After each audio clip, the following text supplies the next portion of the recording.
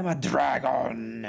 Hi everybody and big welcome to a card review for the Baldur's Gate Ancient Silver Dragon and Ancient Copper Dragon, but also something of a deck tech video for Scion of the Dragon. So at first glance, these two cards are just mega expensive. 8 mana and 6 mana is quite a lot, and you also need to pass turn, they need to survive the turn cycle before you get the awesome value from them. But when you can get them from the command zone, it becomes a completely new thing. Also, I believe we're gonna see a white, green and black one as well. So you want your commander to either draw cards, produce mana, or be a combo piece, preferably with as much color as possible. Now 5 mana, one of each color, is actually asking a lot. Scion of the Dragon has a tricky commander cost, which is why it hasn't been a very popular cEDH commander in general, but it has always had a decent combo going for it. World-Gorder Dragon that it can entomb from the command zone. And then you just need to get your anime dead into play, get your World-Gorder Dragon back, and you have infinite mana, and with your Scion of the Dragon, you have an infinite mana outlet. Another combo I actually kinda like for Scion is the Dragon. The trick here is to use a Vamp Tutor or an Lightning Tutor, and a tutor that can put Bola Citadel on top of your library, and then you make your commander into the Dragon and you attack with this and you put your Bola Citadel into play. But the Scion still has that fundamental problem that you don't draw any cards from it, and it's very expensive. If you don't combo off, it's just a 4/4 flying that doesn't do anything. But this just completely changes here, because these two dragons just opens up possibilities, especially that blue one. Now the amount of cards you're gonna draw here is pretty random, but rolling a d20 means that you're gonna draw like 8 potentially, 10, 12. Those hits are still really amazing. Now sure, you could draw like 1 card. That's very sad. That's a critical failure. Like, it is pretty random, but still, if you roll like a 5, you're drawing 5 cards, and that's pretty good in cEDH still. If you're drawing 18 or 16, that's huge. Also, you're gonna put it into play, you're gonna pass turn, you're gonna go to your next turn, untap everything, spend 2 mana, which means you're gonna draw that 8, 6, 10, 12 cards with all of your remaining mana untapped at the ready. I don't want to sit there and like compare it to an Adnos in the command zone, but drawing 8 cards is very good. And if you already have a really huge hand size with a lot of really expensive cards, then you can transform it into Ancient Copper Dragon and gain a lot of mana. Now this isn't an ongoing effect, something you can't sit there and do over and over. It's a one use only, more or less. Well, you could reanimate the Ancient Silver Dragon afterwards. That's pretty good. That's a lot of value afterwards.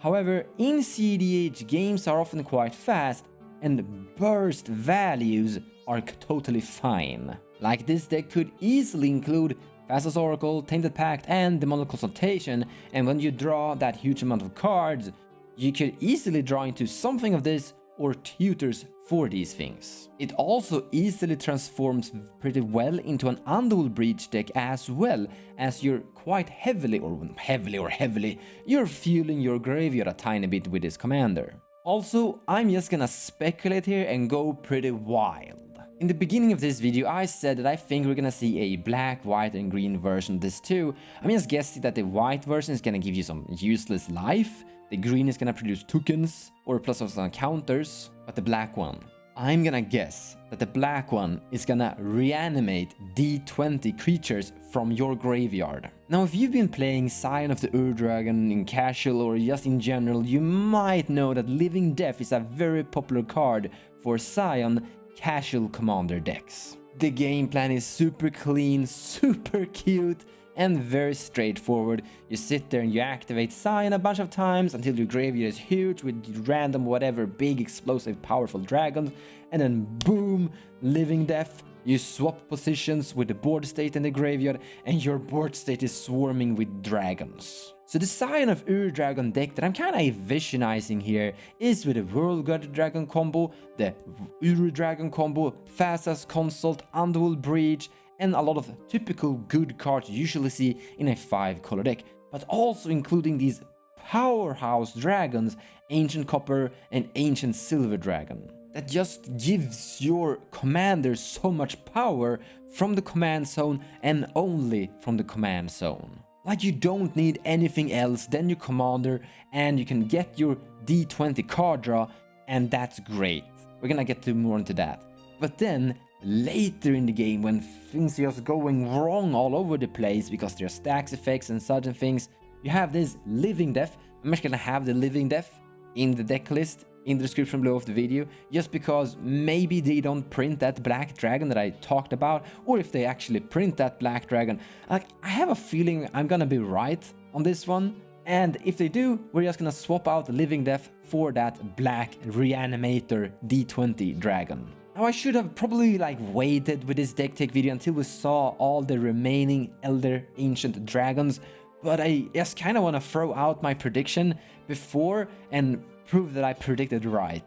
And if they never make that black D20 Reanimator dragon, it's fine, we still have Living Death kind of doing the same thing, we just have to tutor for it. In a Staxy late game, this could be a 1-card combo finisher, because you've fueled your graveyard with this big powerhouse, like the Ur-Dragon might even be down in that graveyard, and then boom. Now, one really important thing about these dragons is that they suddenly enable the mana burst opening hands. Back in the days when you had an opener with only fast mana, that wouldn't really do it, because sure, you would get your Scion into play, and then you could activate your Scion to make Scion into some random casual big stompy dragons, but that doesn't really take you anywhere in a cEDH game. You need your animated to combo off and win with your Woolgorger dragon. But with these two dragons, you don't need that. You can have an opener that only contains fast mana, and you can keep that hand. Like a turn 2, okay, turn 2 might be a little bit tricky for a commander that demands all 5 colors, but like a turn 4 is probably pretty slow, but like a turn 3 and your hand is empty, that's actually kinda fine. It's a little bit all in and not like perfect. I don't think this deck that I'm kind of talking about now is like great cEDH, but definitely a functional, viable cEDH deck you probably need to respect, because if you empty your hand, you get this commander into play really fast, you can threaten with a D20 card draw. And once again, I don't think it's like a great deck, like I don't think this is like the top tier ultimate cEDH deck, but definitely something that you could build. I think this is a huge upgrade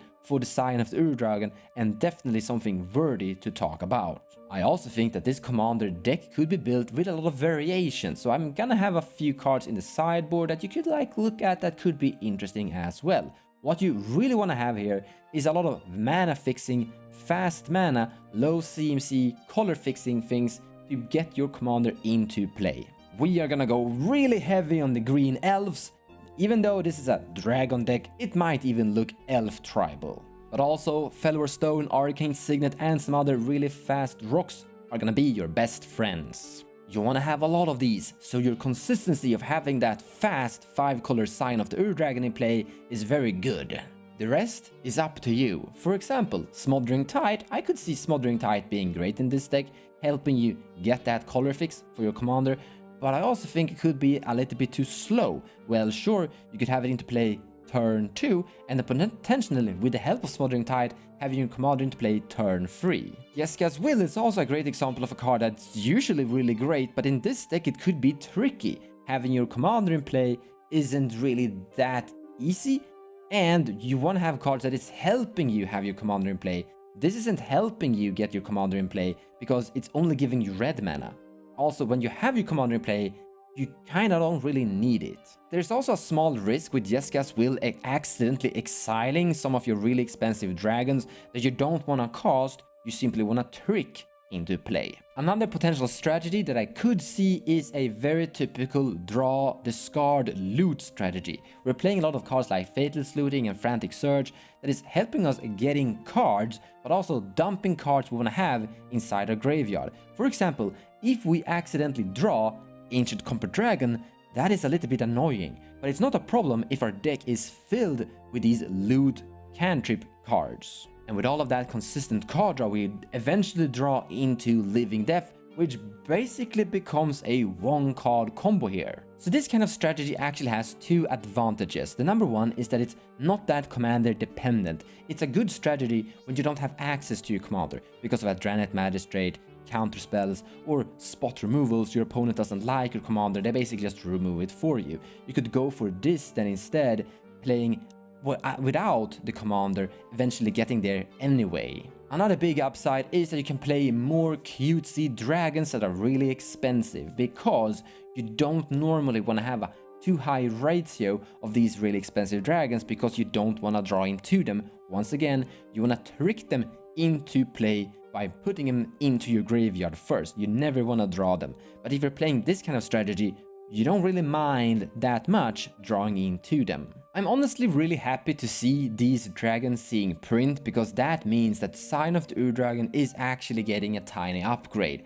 I think this is great, because I think Scion of the Ur-Dragon is a really cool commander, and wouldn't it be awesome if Dragon Tribal was somewhat cEDH viable? So I am somewhat really positive and happy about seeing these things, and I would like to see more dragons in the future with similar boosted effects. Like, cEDH really needs this. We need an element of really stompy creatures running around sometimes too. I really want people to play more creature spot removal. In any case, that's it for this video. Hope you liked it, and see you next time, guys.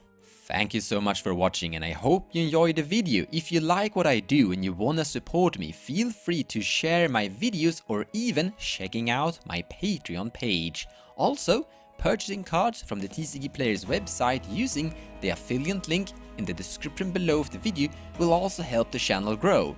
So a big thank you to all of you.